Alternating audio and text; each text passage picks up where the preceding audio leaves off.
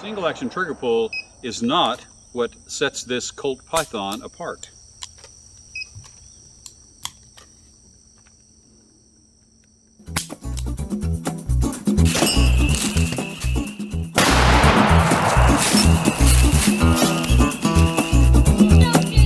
Hi, George here, and welcome to Tales from Target Suite, where I'll share my perspective on guns and shooting, and we'll have an adventure or two that will make even a grown man smile. And in just a minute, I'm going to let that guy finish his thought on the new Colt Python and what makes it stand apart from the crowd. And later on, we're going to talk about one of the problems that Colt had with the new models when they introduced it in 2020, and whether or not any of the recently manufactured guns still exhibit that problem. And we're going to talk more about the sights later on. So I hope you'll stick around. Now let's let that guy finish his thought before he forgets.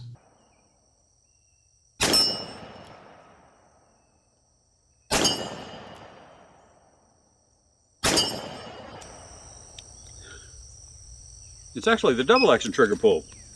Okay, let's try double action. This got to be about 25 yards. See if I can hit anything.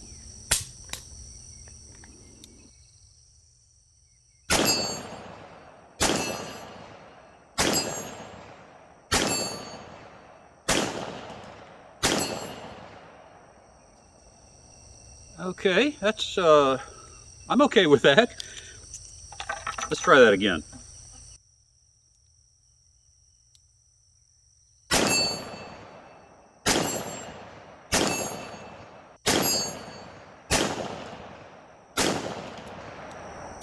Okay, I think I slung some out in the grass on that one. But, wow, what a fantastic gun. Let's go back and let the other guy talk about this some more. Yes, a fantastic revolver for sure. And that double action trigger pull really does make it stand out from the crowd, but we can't ignore the fantastic fit and finish. Let's take a look at that.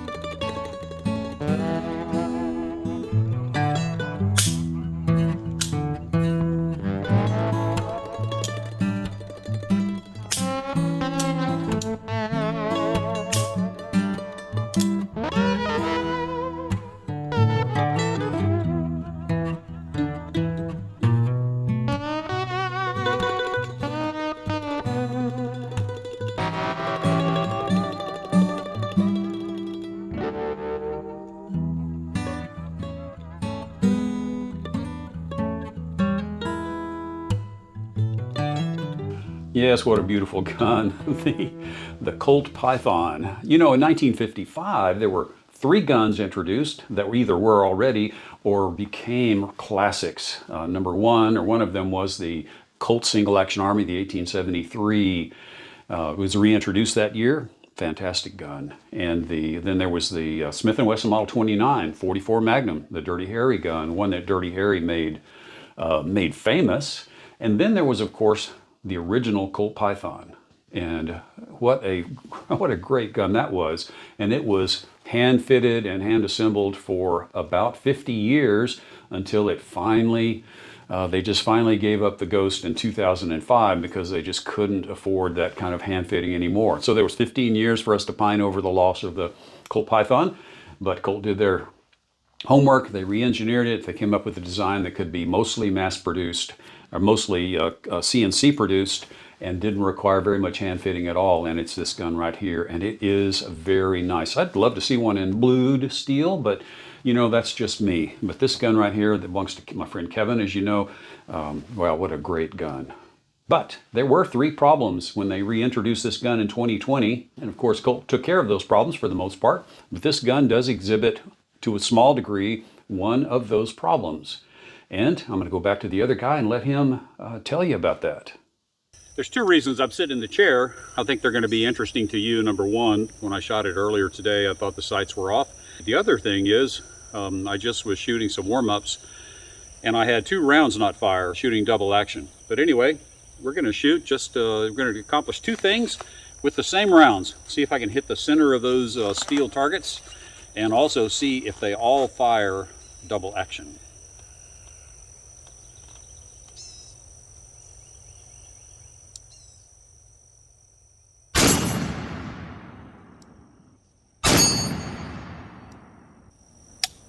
Okay, there was one that didn't fire. 2. So we had 2 that didn't fire out of 6. That's exactly what I had a while ago. And I'll fire it, see if I can fire it single action.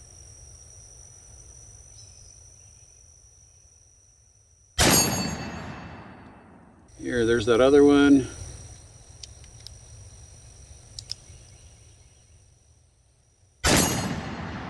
Okay, so what I'm going to do now, that's twice I've had that failure to fire on double action trigger pull.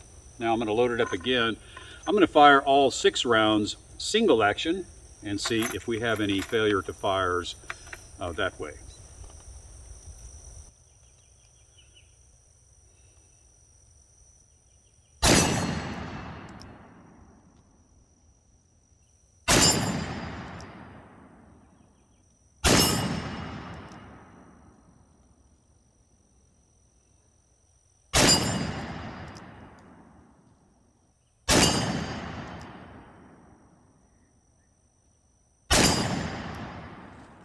Okay. All right, now we're going to do the same thing with these American Eagle and see if we have a similar issue. I have 11 rounds to play with.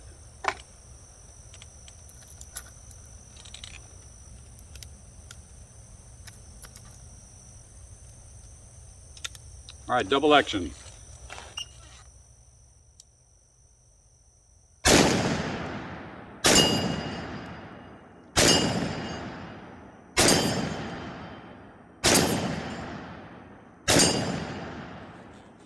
Okay.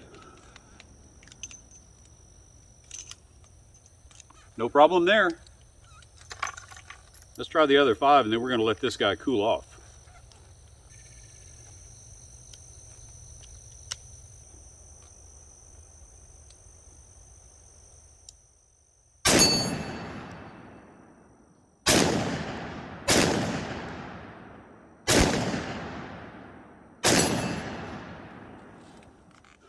So there it is. It's a small data point, so I hope no one lights up social media, but it's true. I did have 2 consecutive cylinders that had misfires onto 2 of the chambers. Now I don't know whether they were the same chamber in each occasion, so that's it's kind of weak information, but I did have 2 different misfires.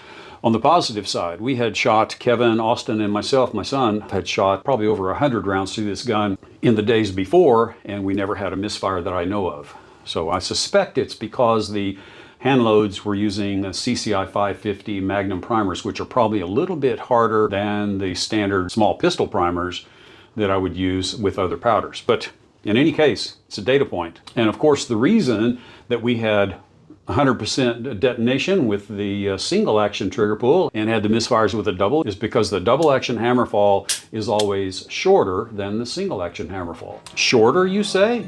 Yeah, let's take a look at this and I'll show you.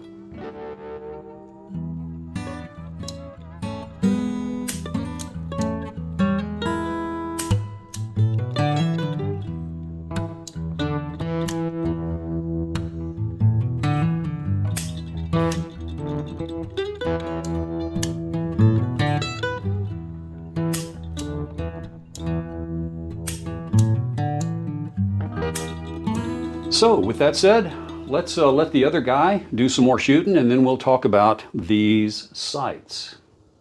Well, we are going to have to get busy because those are some growing thunderstorms.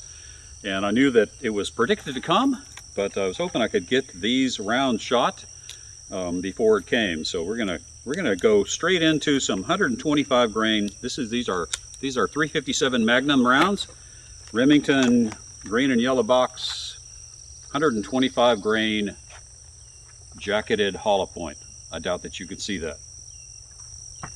But let's try double action again at 25 yards. See if I'm getting any better here.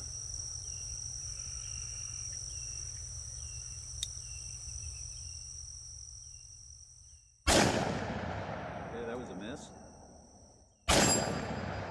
Was it hit?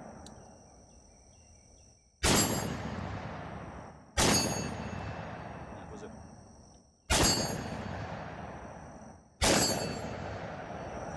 Okay, all I can say is, if you want to learn how to shoot double action, you just have to shoot double action. And the guy has been practicing his double action trigger pull a lot with this Smith & Wesson Model 17. Of course, it's chambered in 22 long rifle.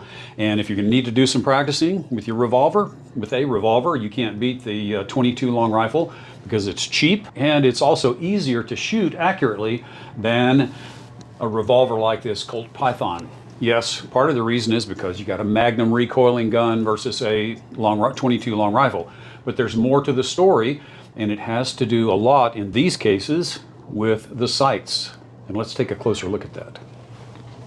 And the first major difference is the fact that the sight radius on the Python is only 6 inches, where the sight radius on this Model 17 is 7 1/4 inches. So you have a better chance of inherent precision with a longer sight radius here. But there's another factor as well. On the Python, the front sight is 0.130, the rear sight blade notch is 0.125, and so the front sight fills up more of the rear sight notch, doesn't give you as much daylight around the outside of the front sight blade, and so it's harder to make that good sight picture. I'm going to show you that here in just a minute. On the contrary, the front sight blade here is not 0.130, it's actually 0.125, and it has the same, these two have the same rear sight notch, which is right at 0.125 as well. And so you have more daylight around the front sight here. And so now let me roll in some footage and I'll show you what those two sight pictures look like. It's kind of hard to see, but I think you'll be able to tell that there's more daylight and it's easier to see and make the sight picture with the Smith, and it has more to do than just with that white outline. And so with that said, I have ordered a new set of sights, a front sight blade and a rear sight blade insert from Harrison Design. And I'm going to install that. We're going to do a subsequent video with this, if Kevin will let me borrow it for a little while longer.